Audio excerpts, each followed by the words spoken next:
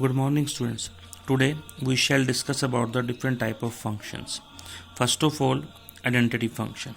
Let R be the set of real numbers. Remember, R be the set of real numbers. Define the real value function f, which approaches from R tends to R.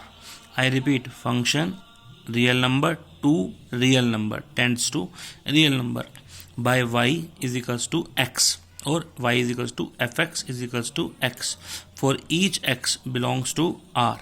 Such a function is called as the identity function. Whenever a function is represented in this form, y is equals to x, then such type of function is called as the identity function. In this function, domain and range is always R and its graph is always a straight line.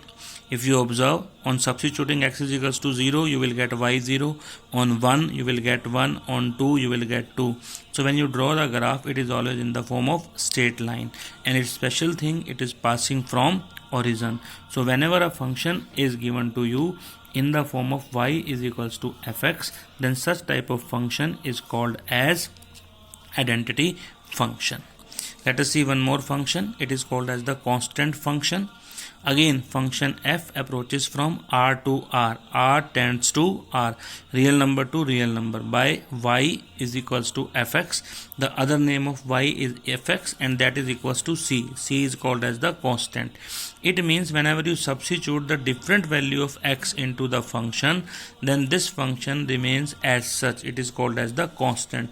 Or this c can be written as c into x to power 0. So whenever you substitute any value of x into this function, due to its power 0, the result is always equals to 1 and you will get the same answer, that is equals to c. So this type of function is called as the constant function. Its domain is always a real number and its range is always a c, because when you substitute 0, you will get a fixed number. For example, c is equals to 3.